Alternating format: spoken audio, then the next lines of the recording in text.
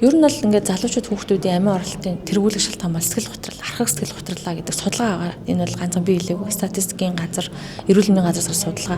За архаг сэтгэл готрол гэдэг чинь өөрөө юу вэ гэхээр өөрийн амьдралын үн цэн, зорилго, тэ өөрийнхөө амьдарч байгаа оршиж байгаагаа одоо хариу чухал те би бол одоо амьдрах ёстой гэдэг тэр мэдрэмж нь их багассан юм байгаа гэсэн. Энийг хүүхдүүд багаас нь хүүхд байхад нь эцэг эх нь юм уу эсвэл тэр хүүхдийг өсгсөн асран хамгаалагч нарын хувьд энд маш чухал оролцоотой. Хүүхдээ өөрийг нь үн цэнтэй гэж ойлгуулж өсөх, хүүхдтэй амьдралын утга учир зорилгоо нь ойлгуулж өсгөх ч өөрөө эхлээд гэр бүлийн орчин, дараа нь сургуулийн орчин, цэцэрлэг, тэгээд дараа нь сургууль, тэгээд дараа нь хамт олон гэдэг энэ орчинд хүн өөрөө тэрийгэ зөв зүйтэйгээр мэдэрч өсөх хэрэгтэй байхгүй.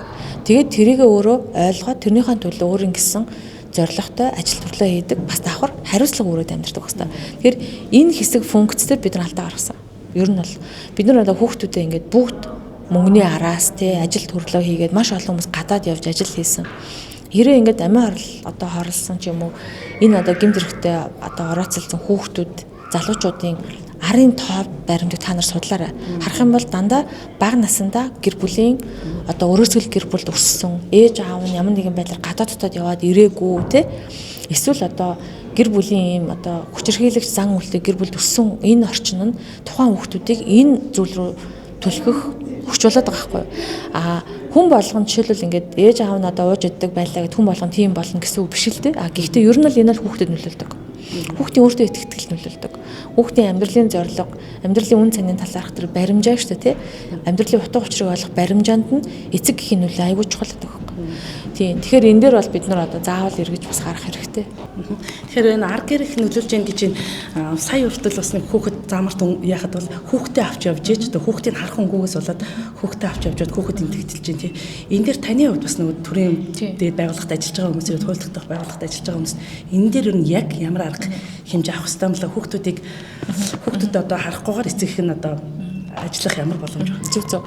Тий яг хөө тэр хүүхд одоо энэ өнөөдөр ингээд сонсоод байгаа бүх эмгэнэлтэй одоо ийм сонсохоор би бол үнэхээр харамсаж байна. Тэр хүүхдийн гэр бүл бол үнэхээр одоо эмгэнэл илэрхийлээ. За нөгөө талд бол эцэг эхийн хариуцлага мэдэж яриг нөлөөтэй. Эцэг их хүүхдүүдээ бага насны хүүхдээ өөрсдөө анхаарах хэрэгтэй. За төрийн ямар үүрэг вэ гэхээр төр өөрөө хүүхэд ахмад настай хөгжлийн хүмүүс гэж энэ одоо харах, сонсох одоо бие даан шийдвэр гаргахад заавал бусдын тусалцаа хэрэгцээтэй байгаа хүмүүсийнхаа аюулгүй байх орчин бүрдүүлэх үүрэгтэй. Төр өөрөө амьд явах эрхийг нь хамгаалах үүрэгтэй хүүхдийн. Тэгэхээр тэр хүүхдийн амьд явах эрхийг хамгаалах үүргээ хөдөлмөрийн орчин энэ одоо аюулгүй орчныг бүрдүүлэх хэсэг дээр алдсан байна гэсэн үг. Тэгэхээр энэ дээр жишээлбэл бидний хувьд юу хийж байгаа вэ гэхээр одоо би их хурлын гишүүний хувьд л саадгүй орчин хүртээмжтэй үйлчлэгийн тухай хуулийн төслийг өргөн барихаар ажиллаж байгаа. Энэ хууль нь өөрөө бүх энэ одоо бусад орнуудад байдаг жишгээр энэ одоо түрүүний нөгөө дуртад исэн хүн явхад саадтай байдаг. Хүн явхад ингээд ээлгүй байдаг орчныг засахыг бүх төвшөнд өөргөжүүлж байгаа. Тэрийг үнэлдэг систем бүхий ийм хуулийн төслийг одоо гишүүдийн хамтран өргөн барихаар зэгсэж байгаа. Энэ хууль хэрэг батлагдах юм бол бүх аж ахуй нэгж байгууллагуудын нэг чухал үүрэг нь бол хүүхдүүд, хөгжлийн хүмүүс, ахмадууд төр хугацаанд хөдөлмөрийн чадвар алдсан хүмүүсийн хувьд одоо ээлгүй байгаа орчин засах өөрийг хүлээн гэсэн үг. Засаад сайжруулад явах юм бол урамшуулал татврын хөнгөлтүүд авдаг. Засаж сайжруулж чадахгүй байгаа бол удаа дараа шаардлага авахгүй байгаа бол хариуцлага хүлээдэг ийм хуулийн төслийг өргөн барьж байгаа гэсэн. Тэгэхээр энэ хуулийг урьдчилсан байдлаар бид нар бүх яамдаар явж хилцүүлэг хийгээд яам өөртөөхөө одоо оруулах байгаа эрх зүйн бодлогын баримтчтайгаа уялдуулаад ингэ явж байгаа ийм хуулийн төсөл удахгүй бас танилцуулах гэж байна.